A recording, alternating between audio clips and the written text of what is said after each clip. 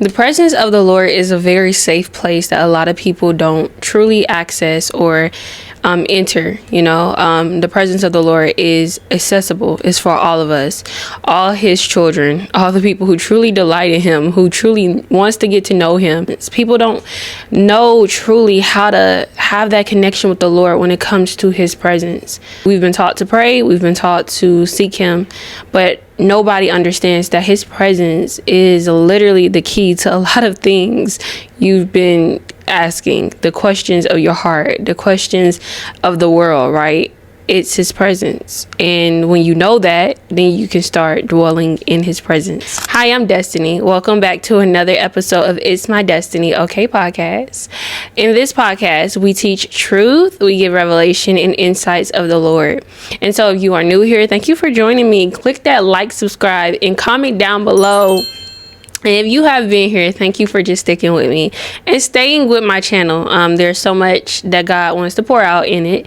And so I'm just thank you for being faithful and also gracious towards me. Hey guys, I wanted to share, if you are a woman waiting for the promise of marriage, then this e-guide that I have created is specifically for you, sis. It literally teaches you your position and your authority as a woman of God, what it looks like to become a wife. Because a lot of times we know that a wife, she does the physical duties, right? She has a role in the household. She is to be submissive to her husband. But have you ever learned what a wife position and authority is in the realm of the spirit?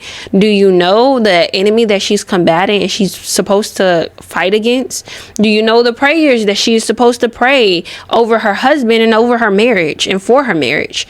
Do you know what she's supposed to be doing during this season? Or do you even know the spiritual realm and what the waiting season actually is? At least one answer to those questions is no. Then this e-guide is specifically for you, because it teaches you everything that I just told you.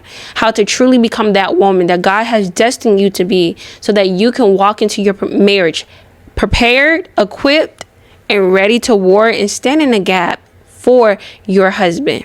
And if you are interested, click the link in the description for the e-guide. And so guys, we're going to be talking about presence. Like I said, we're going to be talking about the presence of the Lord. I have literally came so far when it comes to God's presence. There was literally a time where I'm like, I was listening to worship music, right? And I will say this, let's go all the way back.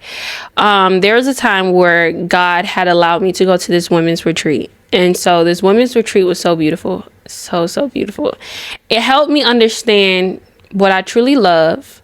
It helped me understand more of myself. And it also helped me tap more deeper with God, in my relationship with God.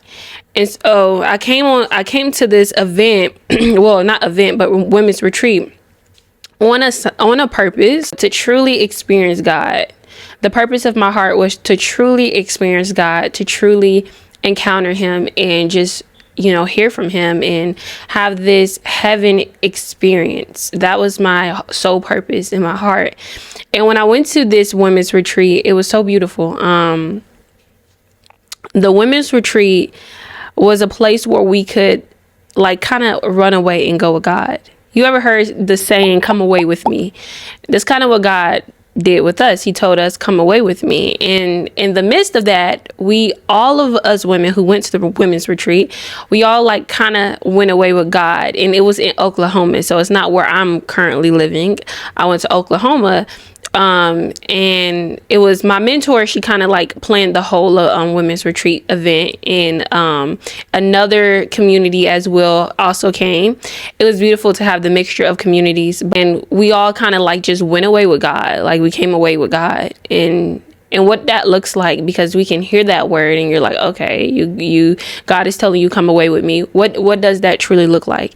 In this event, I keep saying event, y'all, but it kind of is an event, but it's a women's retreat. So in this place, we kind of had it was every day, and it was 3 days total. These 3 days we were literally, it was us and God. Us and God. It felt like we were so close to God. It felt like he was right next to us. It felt like he was looking in our hearts. He see everything that we were going through. It felt like we were an open book to him. Our hearts were just like open to him. It's like he was so near to us. He was in the room. Everywhere we went, he was literally there. And it's beautiful because throughout the 3 days, all we did was worship. All we did was sit in his presence and dwell in God's presence. And of course, I've dwelled in God's presence before. Of course, I worshiped him, but I wasn't as consistent. Let's be real. Like, as Christians, we mess up sometimes and we're not perfect. And sometimes we have our mood swings and we have our days, and we don't want to just sit and dwell in his presence, especially when we having a horrible and rough day, right? And kind of that's how I was before it. I was very stressed and weighty. And the Lord was drawing me to this women's retreat and telling me it was going to be such an amazing time where he touched me and I get to experience heaven. And when I went to this retreat, I never felt so close to God than that retreat. Like, that retreat literally, it showed me how it feels to be in God's presence. It showed me how it feels to be so close to him. It showed me how it feels just to be right in the center of his eye. Like, he is just right with you. Like, you are literally in his presence. Like, every time I'm having like a mess up day, y'all, or every time it's like a lot going on in my life and I'm just kind of like not just having too good of a great day or a good week, right, or month, whatever it is, I love to sit and just think about that time when I went to that women's retreat. And the beauty of it, it was kind of similar to my heart's desire. Sisterhood.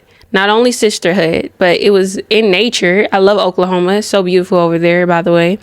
It is like trees everywhere, grass everywhere, land everywhere. And that is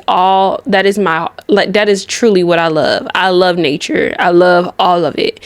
And nature literally brings me close to God. Like, every time I look outside at the sun, the stars, the sky, the grass, the trees, the birds, I'm always thinking of God, his presence, who he is. And so it brings me so close to him. So plus that, right? And also just being in a place of just keeping a heart posture that I'm open. Like, I'm open to receive anything he wants to give me or pour out to me. And so every single day we were in his presence, literally worshiping him, dwelling with him, speaking with him. Like, every day we were just sitting in his presence. And every day we did, he began to unlock things in me, take sheds of layers off of me, weight off of my shoulders. He was taking things that, I haven't faced in years. Fears. He was unlocking, not even unlocking my fears, but like kind of like taking away my fears, right? So many things that I dealt with and I battled with before I even went to this women's retreat, I was free from. I was completely delivered from. Because what God did in his presence was begin to do a thing in me.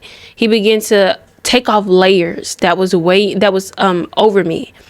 Weight that was over me. He began to, because I was at the center of his heart, he began to come into minds and transform me, And I love thinking about God's presence, because his presence, and now after this retreat, that's a little testimony, but after this retreat, y'all, I am constantly loving his presence. And I won't say never, but I didn't think that, I didn't know how that looked. Let's just say that I didn't know how it looked to love God's presence. It was like a couple months ago, I was asking the Lord, I was like, help me love your presence. I literally said that to him. Like, it's crazy how the Lord answer prayers, y'all. And you go look back at what you prayed and you look at your life now and you're like, wow, God answered me. He heard me. He seen me. He's truly he's truly El Roy. That's what the Bible says, a God who sees. He's truly that God. Because he hears you, he hears your concerns, he hears your prayers, he knows what your heart is. And especially when you pray in alignment with his will, he answers you. And so, like, I pray, Lord, help me love your presence. I was worshiping. And in the moment, I truly was in love with his presence. But then after that, I'm like, okay, You forget about it. You forget the feeling. You don't even think about it as much. You go through the lows and the highs, and now you're back to square one, where you still feel all this pain, this weight, these worries. You still have all these things you're dealing with and concerns, and you're no longer feeling the high like you did when you were in his presence. And that's how I was. But the Lord has done a work to where I now delight in his presence. I love it. And how it took me to love and truly, like, you know, be at this point where, like, I delight in your presence is exercising that, practicing that, having to put it to work. Me choosing his presence every time I had a worry, every time I didn't feel that good. I feel the weight. I feel a heaviness. I didn't want to do something. I didn't want to choose God. I chose him.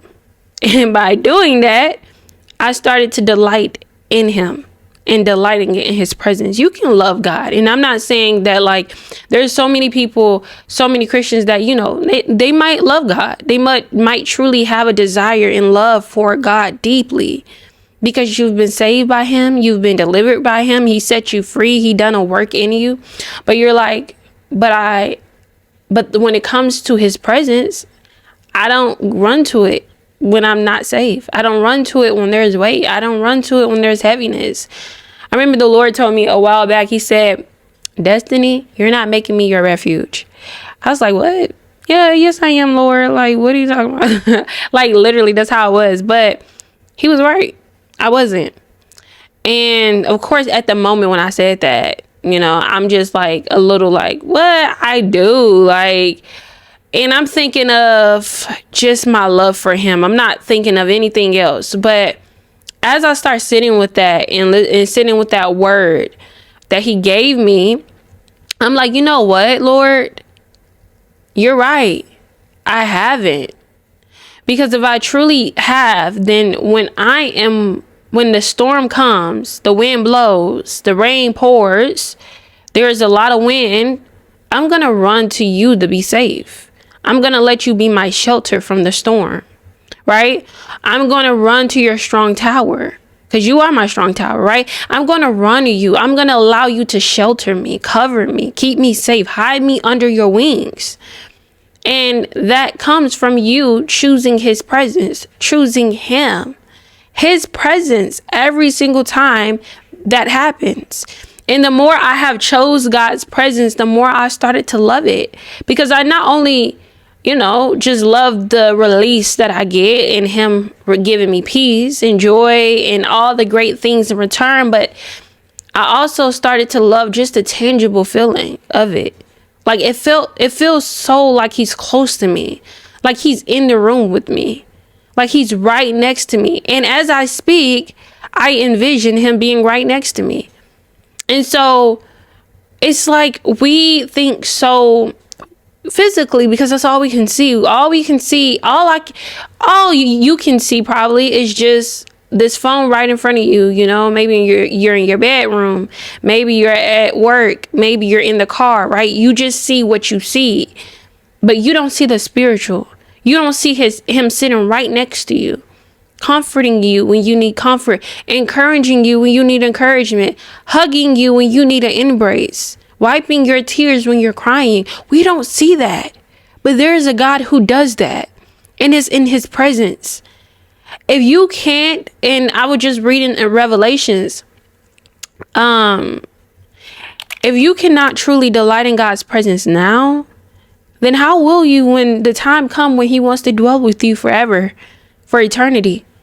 If you can't delight in his presence now, love his presence now, make him your everything. Do you run to him in every storm, in everything that comes your way? When there is weight, when there is things like everything looks like it's wrong in your life, do you truly run to him? Do you make him your everything? Is he your Jehovah Jireh? But is he also the God who sees you? But is he also the God who loves you? But is he also the God who saves you? Do you make him your everything? Do you make him the one who chooses you? Because man cannot be everything to you. God can. And so you have to learn to make God your everything. Run to him for everything. He is everything you need. And when you do that, then you can truly be content in his presence, loving his presence, delighting in his presence. Because when the time comes, when Jesus comes back and he chooses us and he takes us with him, and we get to live for eternity with Jesus and we get to be with him forever, that's going to be a beautiful feeling. But if you don't even know how his presence is now or how it feels, how can you when the time comes? Or if you are not delighting in it or loving it now, then how can you truly love it when you get the chance to actually be with him forever?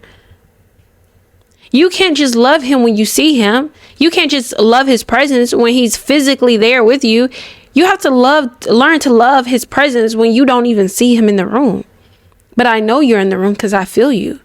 Because I'm comforted, because I'm embraced, I'm encouraged. God literally told Timothy in the Bible, he said, Timothy, you were able to have faith because you see me, but blessed is he who didn't even see me and still have faith in me.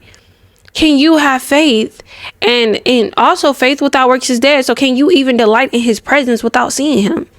Can you even dwell in him without seeing him? Can you even be comforted and encouraged without seeing him? Can you run under his wings and under his shelter without seeing him? That's his presence. His presence is tangible, but it's also a place where you can't see it. It's not like how it was back then in the Bible. Like if you think about Moses, y'all, Moses was literally on the mountain with the Lord, and it was a cloud that was dark. It was very big. It covered the whole mountain. Moses seen it. He said he was so fearful where he fell to his knees and trembled. We don't get to see it like that now. We will one day, right? We will get to see the physical attributes, the physical beauty and majesty of the Lord. But right now we don't get to see that. And now that you don't get to see that, what do? You learn how to love it now, even in the unknown, even when you don't see it, even when you don't understand how he looks, how his presence looks. God said, don't make no graven image of me, nor on heaven, earth, or beneath. So what you do now is choose to love him without seeing him. Worship him in truth and spirit. That is what the Bible tells us. And to worship him in truth and spirit is to worship his spirit, him, his presence, the tangible presence of God, because there is a tangible presence. It might not be like objective, like you can't pick it up like my arm, but you can feel it. You can dwell in it. You can delight in it. You can love it. Yeah, and we have to come away with him. Run away with him. That's what the retreat was. We ran away with him. I literally just keep having a vision of the retreat and how beautiful it was, y'all. It was like trees everywhere, grass everywhere. It was fall, by the way, so the colors were so beautiful. And I just imagine myself just sitting there, my legs crossed and my arms open, and I'm just worshiping him. I'm just in his presence in the midst of the grass, right? And the colors changing of the trees. And I'm just there with the Lord. And he's just right there with me because I feel him. He is everything I need. I don't need anything to pour into me. I need him to pour into me. The Bible even tells us that God said, come to me, all who are thirsty. I say the bride and the groom says, come. And the Spirit says, come. God says, those who are thirsty, come. Will you come to his presence? Will you come and thirst for his presence? For him to fill you up with living water and life. It takes for you to come to him. And it's going to look like the times when you don't feel like it. It's going to look like when you have doubt and you're worried and is everything in your way, fogginess, cloudiness. It looks like coming to him. So you can delight in his presence, in his tangible presence. And so, yeah, God's so beautiful. He's so gorgeous and majesty. His majesty in who he is just glorious.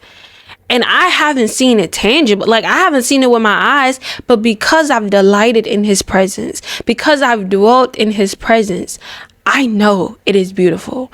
I know it is majesty. I know it is glorious.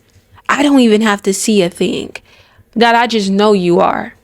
And that's how our faith, that's how we should be, walking in the spirit and in truth. I pray this video bless y'all. I think that's really all I gotta say, honestly, because I don't want it to be too long, but his presence is absolutely beautiful. We'll talk more about some revelations when it comes to this. I see you guys in the next episode. God willing, God leading me. We'll talk more. And I pray this bless you. I pray this really encouraged you. And if you love this episode, if you like the words of wisdom and just encouragement and how to delight in the Lord, comment down below, share your testimony, share how this impacted you, encouraged you, or share just how you love his presence. I want to hear it. Comment down below, guys. Follow and click the subscribe button. I see you guys in the next episode. Bye.